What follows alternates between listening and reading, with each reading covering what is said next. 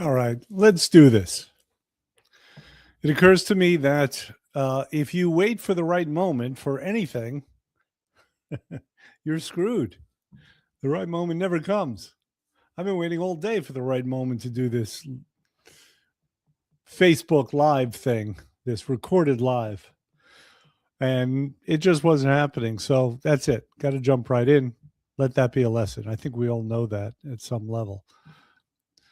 So let's talk about the most important moment in weight loss. Most people think that the damage happens to them when they go off plan, and it doesn't. The damage happens the next day, the day after. That's what we're looking at. That's what we're going to discuss now. It's the most vulnerable moment in the entire process.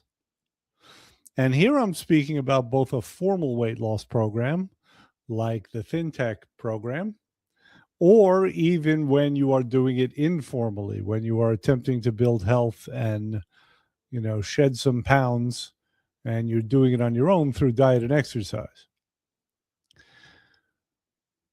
Here's why this is such a vulnerable moment. Because in my experience, it is harder to start than it is to, or I'm sorry, I screwed that up. Stop that, reverse it. It is harder to restart than it is to start. Starting is a clean slate, right? We're beginning anew. We're fresh. It's tabula rasa. It's any other synonym you could think of. And that tends to have an emotional effect on us, right? It's why we want to wait for the new year until we do things. We want that clean slate. There's something about that feeling, right? Things aren't as complicated in that moment as they can be in subsequent moments. So if you screw up, if you go off the program, you're not just starting again. You're starting while carrying something with you. You're carrying frustration, guilt, loss of momentum. There's a confusion that can take hold. It's like getting off of a path in a forest and then getting deeper in and not being able to get back to that path. And there are some mechanisms that tend to kick in here. So let's discuss those mechanisms. The first one is what I call the jailbreak. Here's what happens.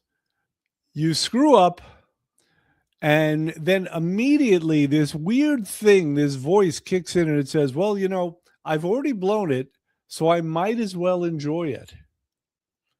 Right? And you keep going further. It's not enough that you stepped off the path, right? You want to get as far into the woods as you can at that point. And that can turn a small deviation into a full spiral. Listen, it makes complete sense emotionally, right? I screwed it. This day is over. This day is lost. We're going to start fresh tomorrow. And that's your jailbreak phenomenon. You're getting out of jail and you're going crazy.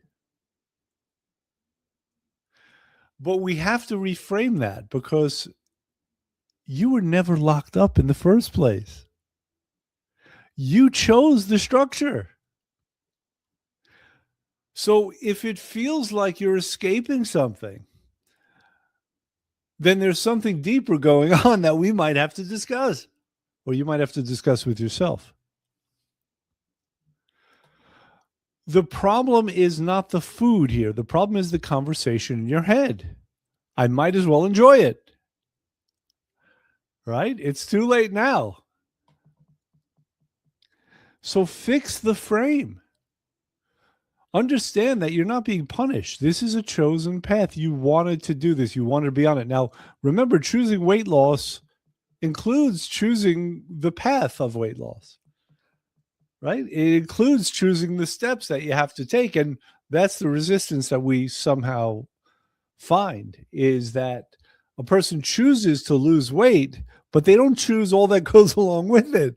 They're fighting all that goes along with it. And obviously that can't work. Okay, mechanism 2, and it's an extension of the jailbreak, is I will start tomorrow, right? I will turn myself back into the prison tomorrow, but in the meantime, I'm going to go out for a night on the town. I'm going to enjoy it while I'm out here.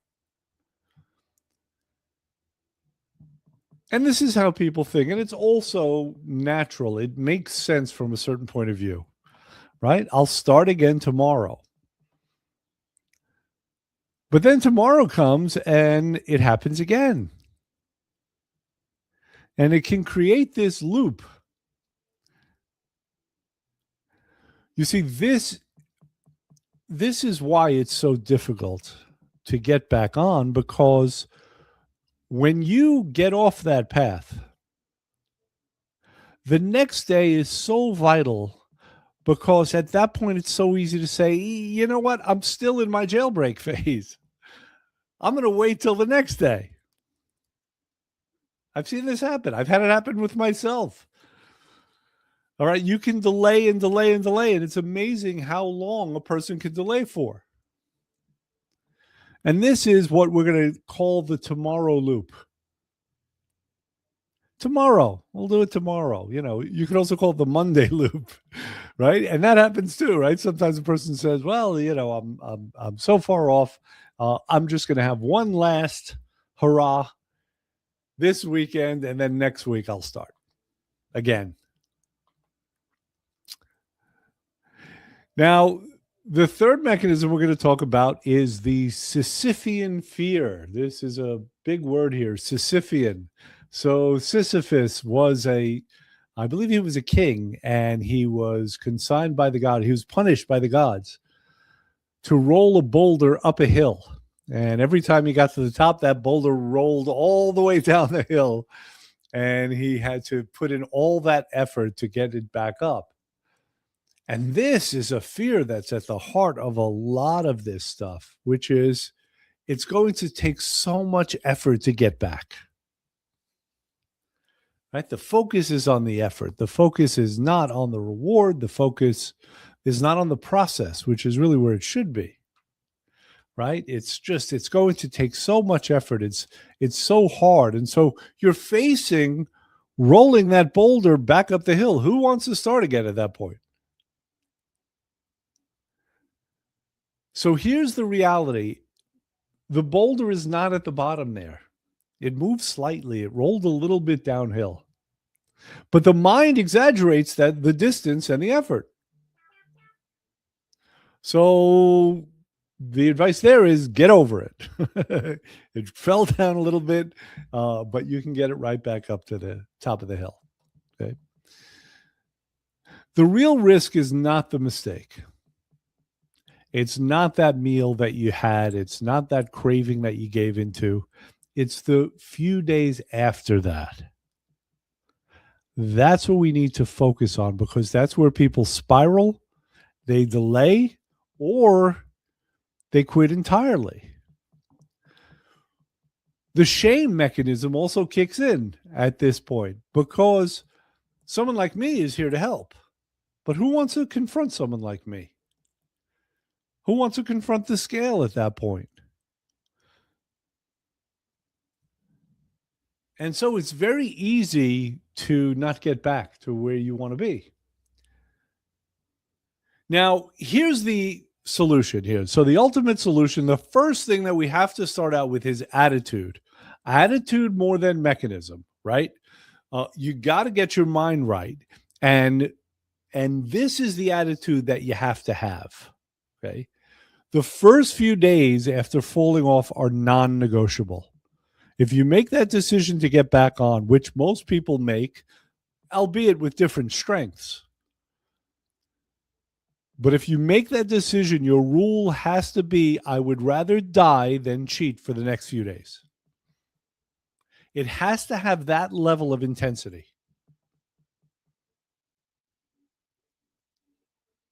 Now, some of you might be sitting there and thinking, what are you, some kind of a wacko? Are you a fanatic? No, I'm telling you, it's the point of view that works. I would rather anything. There has to be something at stake. Obviously, no one's going to die. We're not making a deal whereby, an angel is going to come and take us to heaven, hopefully heaven, if we cheat in the next few days. What we're saying is it's I'm done. No, the next few days I'm perfect. If after that point, if you choose, let's say 3 days, and after those 3 days, you want to do something that maybe you shouldn't do, fine. Give yourself permission. I'm not saying plan to do it. I'm saying you got to get over that hump. And in order to get over that hump, you've got to have that attitude that I'd rather die than not get over the hump. So you give yourself permission on the other side of that. Now, the bet we're making, obviously, is that once you get over that hump, you're going to be okay. But if you're fighting it the whole time and, you say, that's it, I did those 3 days, and I want to do something else now, well, that's your right. But here's the idea. Here's why it works. Because it removes the negotiation with yourself. You don't want to be in that question. The question is torture. Am I really going to do it? Can I do it? I feel so guilty. All of that. It removes it. It removes decision fatigue. Decisions are stressful. On this program, I try to take away as many decisions as possible. I try to take away thought from people, right? Easy choices is one thing. Major decisions are a different thing altogether. And it removes emotion from the equation. It's not about emotion at this point. It's about making one decision and supporting it. And as I said, after that, you can reassess. You can loosen up. But those first few days have to be sacred. They have to be non-negotiable. The second key, structure. What happened when you screwed up? Well, the structure fell out. And usually, if you look at it, you can find very easily what happened. The food prep stopped, for example. You put yourself into a situation where you, quote unquote, had to eat something. You stopped tracking, you stopped journaling, thus you stopped being accountable. There's something there structure-wise that you didn't do. You stopped, shopping the same time that you were shopping, right? So now the structure becomes more important than ever. The decision has to come first. The attitude has to come first.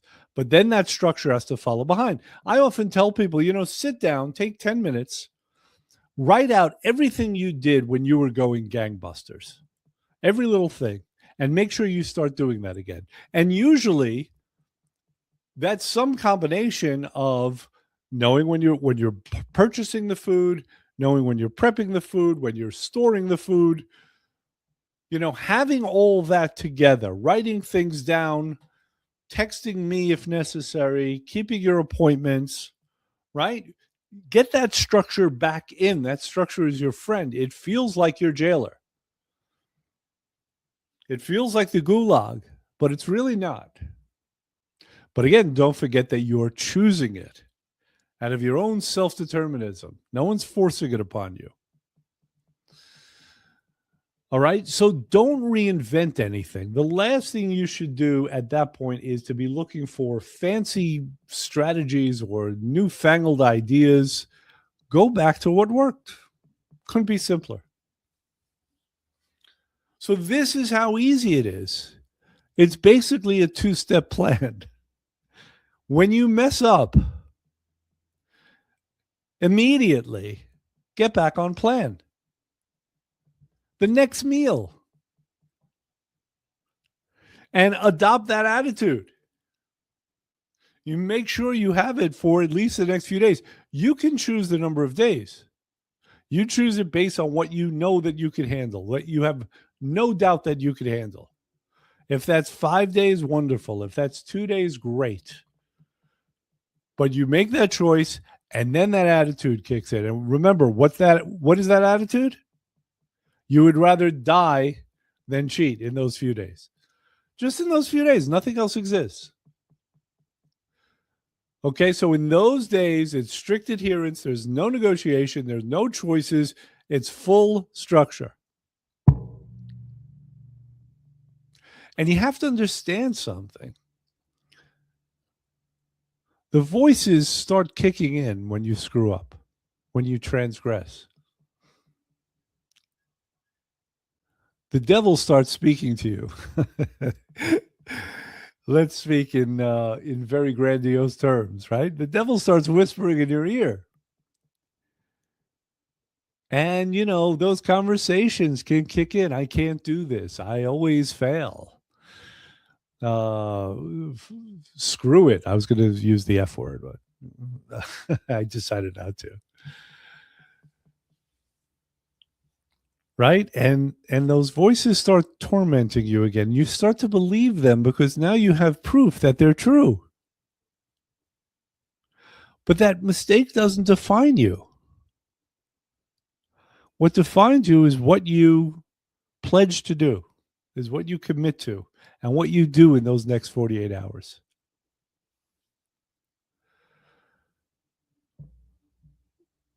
To sum up, to review, momentum breaks faster than it builds. Momentum is a real thing. It's a force. All right. It has to do with effort. When things are going well, the effort is much less. Starting up again takes effort to build momentum. And you're not falling off, and you're not bad, and you're not terrible, and you're not going to hell. You stepped off the path. And the most dangerous decision is to delay in getting back on the path. Believe me, you feel better when you're on it.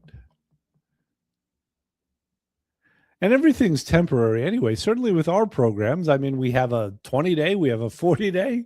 It's longer than that. I mean, that's the length of the detoxes.